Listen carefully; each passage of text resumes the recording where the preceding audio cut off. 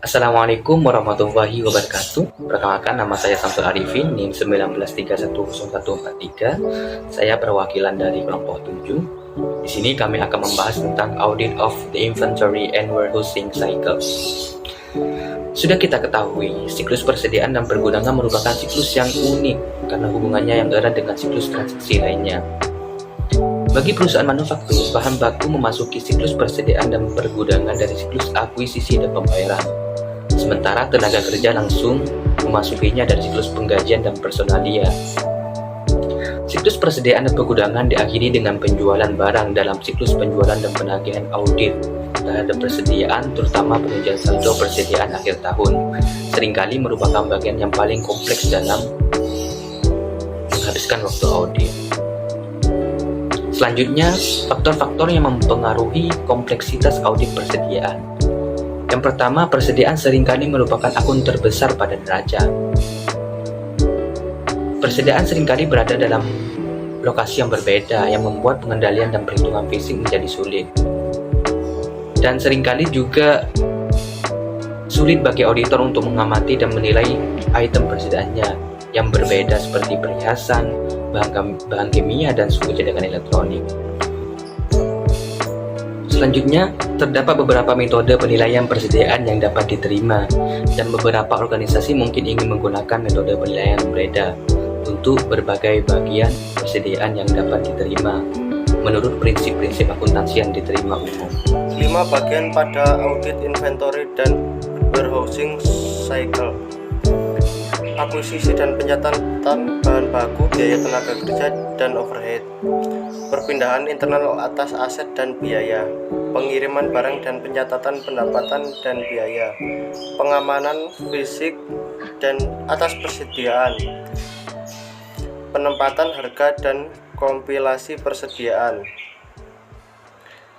mendesain dan melaksanakan audit tes pada cost accounting, audit atas akuntansi biaya, pengendalian akuntansi biaya, pengujian atas akuntansi biaya, pengendalian fisik, dokumen dan catatan pemindahan persediaan, berkas induk persediaan perpetual, catatan biaya per unit,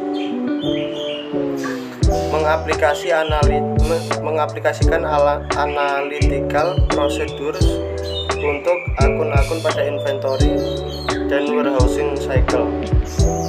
Prosedur analitis adalah hal yang penting dalam audit persediaan dan pergudangan, seperti halnya dalam siklus lain. Dalam melakukan prosedur analitis yang menguji hubungan antara saldo akun persediaan dan akun laporan keuangan lainnya, auditor sering menggunakan informasi non-keuangan untuk menilai kewajaran saldo terkait persediaan. Misalnya, auditor membutuhkan informasi mengenai ukuran dan berat produk persediaan, metode penyimpanannya, rak, tangki, dan lain-lain, dan kapasitas fasilitas penyimpanan untuk menentukan apakah persediaan yang tercatat konsisten dengan persediaan yang tersimpan. Setelah melakukan pengujian yang benar atas pencatatan akuntansi biaya dan prosedur analitik, auditor memiliki dasar untuk mendesain dan melakukan pengujian perincian saldo persediaan. Mendesain dan melaksanakan observasi fisik audit test untuk inventory. Sekarang mensyaratkan auditor untuk memeriksa efektivitas metode klien dalam perhitungan persediaan dan mendapatkan keyakinan dari klien atas kuantitas dan kondisi fisik persediaan. Yang kedua, pengendalian atas perhitungan fisik. Terlepas dari metode pencatatan persediaan, klien harus melakukan perhitungan fisik secara periodik atas persediaan, tetapi tidak perlu setiap tahun. Perhitungan fisik dapat dilakukan mendekati tanggal neraca, tanggal interim, atau berbasis siklus panjang tahun. Yang ketiga, keputusan audit. Keputusan audit atas pengamatan fisik persediaan sama dengan yang dilakukan pada area audit lainnya. Keputusan ini mencakup dengan prosedur audit, penetapan waktu dilaksanakannya prosedur, penentuan jumlah sampel, dan pemilihan sampel untuk diuji. Yang keempat, penetapan waktu auditor. memutuskan apakah perhitungan fisik dapat dilakukan sebelum akhir tahun, terutama dengan dasar akurasi berkas utama persediaan perpetual. Saat kalian melakukan perhitungan interim yang disetujui auditor bila pengendalian internal efektif, auditor pada saat itu melakukan pengamatan atas perhitungan persediaan dan menguji transaksi yang tercatat dalam pencatatan persediaan dari tanggal perhitungan hingga akhir tahun. Yang kelima, jumlah sampel. Jumlah jenis persediaan yang harus dihitung auditor seringkali sulit ditentukan karena auditor harus berkonsentrasi untuk mengamati prosedur kalian agar memudahkan jumlah sampel dalam pengamatan fisik dapat diambil dari jumlah total jam yang dihabiskan, bukan jumlah jenis persediaan yang dihitung. Yang keenam, pemilihan sampel. Saat auditor melakukan pengamatan atas perhitungan persediaan, mereka harus berhati-hati dalam mengamati perhitungan atas jenis persediaan yang signifikan dan sampel dari jenis persediaan tertentu. Yang ketujuh, pengujian atas pengamatan fisik. Bagian terpenting dalam pengamatan persediaan adalah menentukan apakah perhitungan fisik yang dilakukan sesuai dengan instruksi kalian. Agar dapat dilakukan secara efektif, maka auditor perlu hadir pada saat perhitungan dilakukan. Selanjutnya, mendesain dan melaksanakan audit test untuk pricing dan complication of inventory. Yang pertama, pengendalian harga dan kompilasi. Pengendalian biaya per unit yang terintegrasi dengan produksi memberikan kepastian bahwa kalian menggunakan penetapan biaya yang wajar untuk menilai persediaan akhir. Pencatatan biaya standar berguna untuk mengevaluasi kewajaran biaya produksi jika manajemen selalu memperbarui prosedur terkait perubahan dalam produksi dan biaya. Yang kedua, prosedur penetapan harga dan kompilasi. Prosedur penetapan harga dan kompilasi bertujuan untuk pisah batas yang dilakukan sebagai bagian dari penjualan dan akuisisi. Auditor dapat menggunakan informasi yang diperoleh dari klien sebagai kerangka referensi, termasuk deskripsi masing-masing persediaan, jumlah harga per unit, dan nilai perluasannya. Yang ketiga, penetapan harga atas persediaan yang dibeli. Dalam penilaian persediaan yang dibeli, auditor harus menentukan apakah kalian menggunakan LIFO, FIFO, rata-rata tertimbang, atau metode penilaian lainnya. Auditor harus menentukan biaya-biaya yang dimasukkan dalam penilaian suatu jenis persediaan. Setelah itu, auditor harus berfokus pada persediaan dengan nilai besar dan produk yang harga berfluktuasi. Auditor juga harus mendata jenis persediaan untuk diverifikasi atas penetapan harga dan meminta faktor vendor kepada kalian, lalu memeriksa faktur yang memadai untuk memperhitungkan seluruh akun persediaan atas jenis yang diuji, terutama yang menggunakan metode penilaian FIFO. Terakhir, auditor harus menguji biaya per unit tercatat dalam pencatatan perpetual ke faktur vendor sebagai bagian dari pengujian transaksi siklus dan pembayaran. Yang keempat, penetapan harga persediaan yang diproduksi.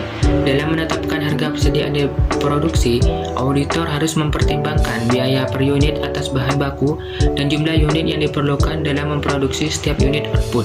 Auditor juga harus memeriksa faktor vendor atas berkas utama persediaan perpetual, lalu memeriksa spesifikasi rancangan, memeriksa produk yang selesai dibuat, atau menemukan metode sejenis untuk menentukan jumlah unit yang diperlukan untuk membuat satu unit produk. Yang kelima, biaya perolehan atau harga pasar. Dalam menentukan biaya harga perolehan persediaan, auditor harus mempertimbangkan nilai realisasi bersih yang lebih kecil daripada biaya historis. Lalu auditor dapat menguji biaya penggantian dengan memeriksa faktur vendor pada periode jeda atau faktur terakhir yang jika tidak terdapat pembelian persediaan setelah akhir tahun, auditor pun harus mempertimbangkan nilai penjualan persediaan dan kemungkinan dampak fluktuasi harga untuk menentukan nilai realisasi, di mana kemungkinan keusangan saat mengevaluasi persediaan. Selanjutnya, mengintegrasikan berbagai bagian pada audit inventory and warehousing cycle. Pengujian atas siklus akuisisi dan pembayaran. Auditor melakukan verifikasi pembelian persediaan dan juga mengumpulkan bukti atas akurasi pembelian bahan baku dan seluruh biaya overhead manufaktur, kecuali biaya tenaga kerja. Biaya pembelian mengalir ke harga pokok penjualan atau menjadi bagian terbesar dari persediaan akhir bahan baku, barang setengah jadi, dan barang jadi. Yang kedua, pengujian atas siklus penggajian, dan personalia. Auditor melakukan verifikasi pada biaya tenaga kerja langsung yang kondisinya sama diterapkan seperti dalam pembelian. Kebanyakan pencatatan akuntansi biaya untuk biaya tenaga kerja langsung atau tidak langsung dapat diuji sebagai bagian dari audit siklus penggajian dan personalia.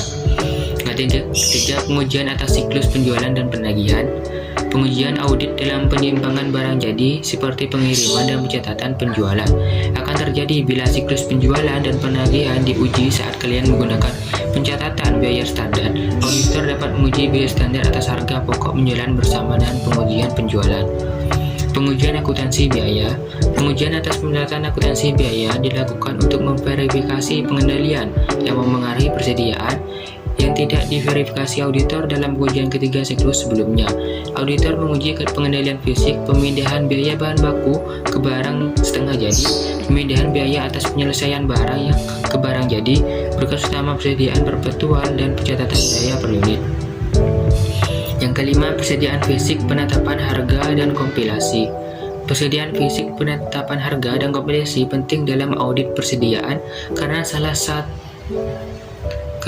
salah satu aktivitas dapat menghasilkan salah saji pada persediaan dan harga pokok penjualan.